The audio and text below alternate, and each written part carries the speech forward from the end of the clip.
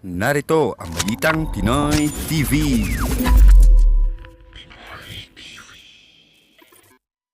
Magandang araw sa atin lahat mga kababayan. Dito na naman tayo sa another episode ng ating vlogs. Pag-uusapan natin ngayon, ito po no. Hindi raw basta-basta ma-demolish ang viral resort na nasa gitna ng Chocolate Hills sa Bohol. Pribadong lupa raw ito bago pa man ideklarang isang protected area. Nasa frontline ng balitang yan si John Arawa. Hindi lang tigil operasyon ang poproblemahin ng kontrobersyal na Captain's Peak Garden and Resort sa gitna ng Chocolate Hills sa Bohol. Mahaharap din sila sa patong-patong na kaso. Ayon sa Department of Environment and Natural Resources o DENR, bukod sa pag-ooperate ng walang Environmental Compliance Certificate, may iba pang posibleng paglabag ang naturang resort. Kabilang dyan ang pagtatapo ng tubig ng walang Waterways Discharge Permit, pagtatayo ng deep well ng walang permiso sa National Water Resources Board at iba pa. Posibleng 1 hanggang 5 milyong piso raw ang multa at pwede ring makulong ang namamahala sa resort ng 6 hanggang 12 taon. Nang matanong naman ang DENR kung may posibilidad pang magbukas muli ang resort, sagot lang ng ahensya. Right now, we are not actually able to determine whether we can have them open again. We are reviewing the range of violations, no? Because apart from not having an ECC, there are other possible violations. Hindi rin daw agad mapademolish ang resort dahil pribadong lote ito bago pa man ideklarang protected area ang Chocolate Hills. Pagdating po sa demolition, kailangan pag-aralan. Kasi hindi po illegal occupation to, private property po ito. At pagmemayari nila yung structures na nilagay nila. Ang Bohol Provincial Government ibinato ang sisi sa DENR. I was so embarrassed na nag-operate pala sila na walang ECC. So mayroong negligence yung DENR dito. Napabayaan. The damage that has been done. Sa panayam naman ng Radyo 5 sa Sagbayan LGU, nakakuha ang Captain's Peak ng clearance mula sa Protected Area Management Board ng DENR. Ito raw ang ginamit sa pag-apply ng permit. Yung PAMBI resolution will serve as a clearance for them and for us to issue.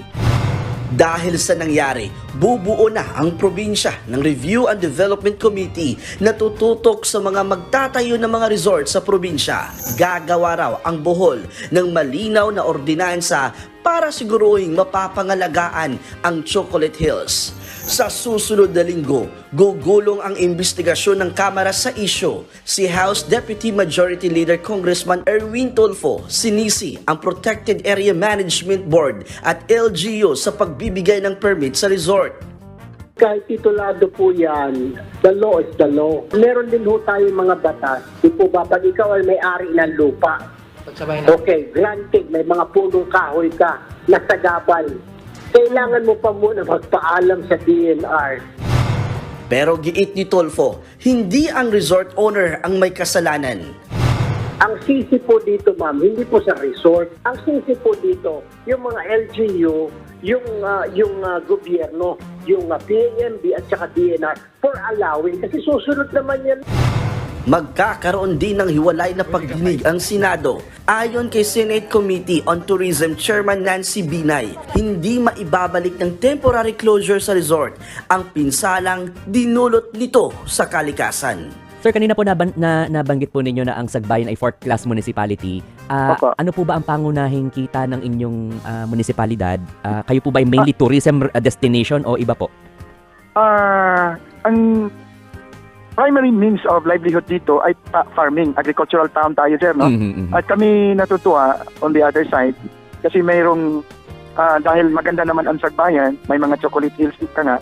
So naka-attract ito ng mga local investors na mag-invest at nakakatulong iyon sa livelihood, no? Nag-a-address din ito ng insurgency kasi yung insurgency natin dito sa Sagbayan, kasama yan ang component yung issue ng poverty, no?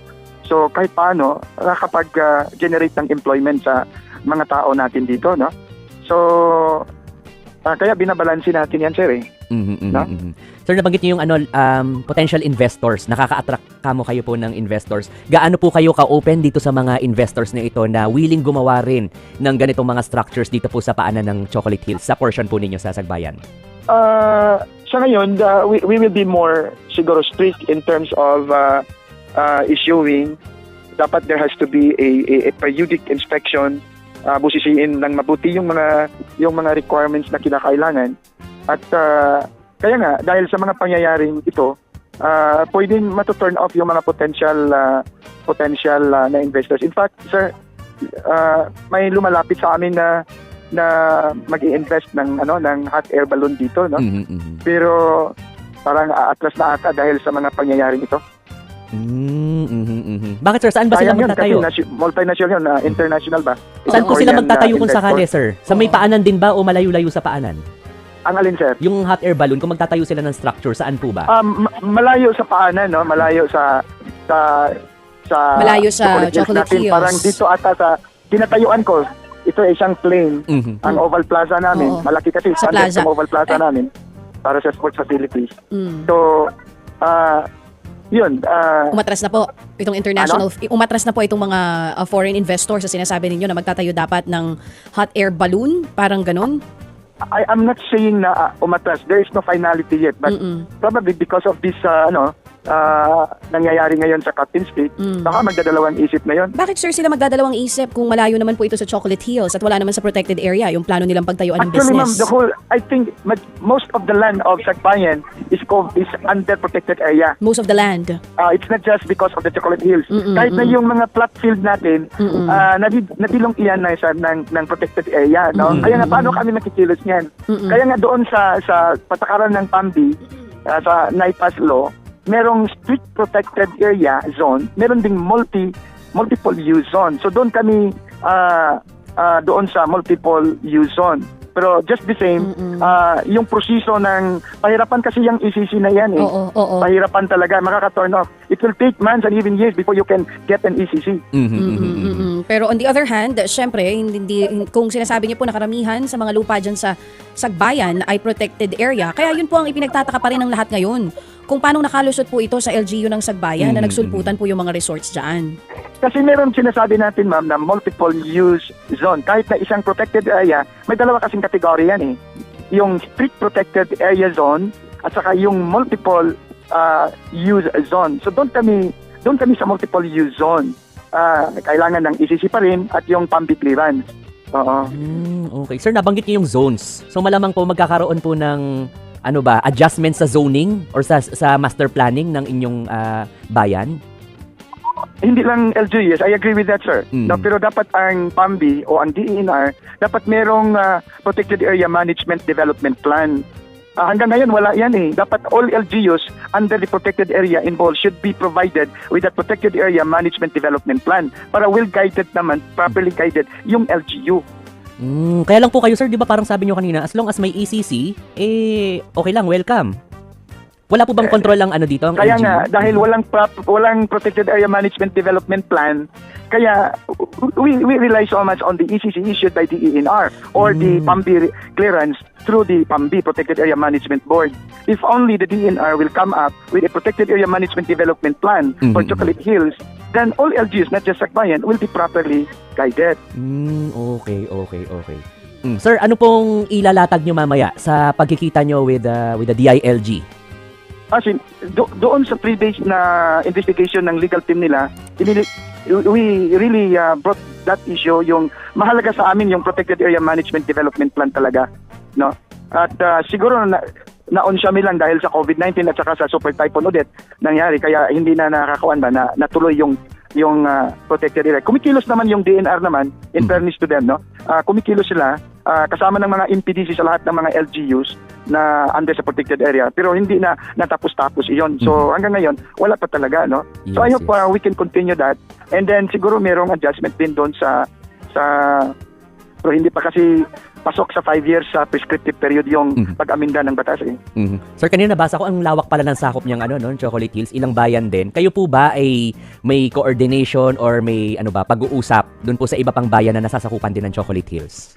Meron po, dahil yung PAMBI naman sir, yung composition ng PAMBI, lahat ng mga mayors ng under sa protected area ay miyembro po ng Protected Area Management Board. So doon pinag-uusapan iyan kasama ng kanilang mga technical people, of course chaired by the regional director of the DNR, no, yung PAMBI.